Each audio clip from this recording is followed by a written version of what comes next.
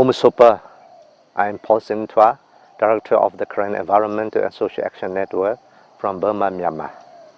This year's UN Biodiversity Conference aims to unite humanity around a common framework seeking to unite people and nature. In our time of advanced climate crisis, this is a truly noble aim, but actions speak louder than words. Indigenous peoples are the most connected to nature of all those on our beloved planet Earth. Through our waves of life, traditions, and holistic worldview, Indigenous people have stewarded nature since time immemorial and will continue to do so for generations to come. And yet, Indigenous peoples and our ways of life are continuously under assault.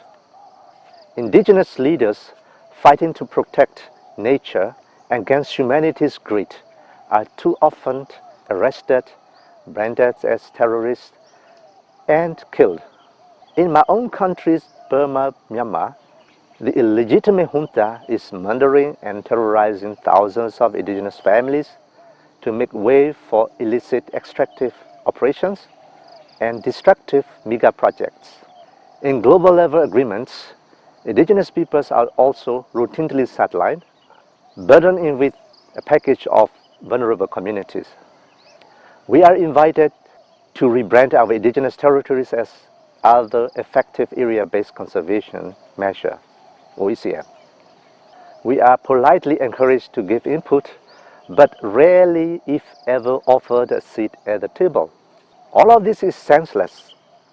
COP26 1.5 degree centigrade target, the SDGs proclamation to leave no one behind, the post-2020 frameworks 30 by 30 target, and even the recent UNDP recognition that a clean, healthy, and sustainable environment as a universal human right. None of this is achievable without the empowerment of the world's indigenous people. Indigenous peoples have generations of knowledge and experience, living harmoniously not just with, but as a part of nature.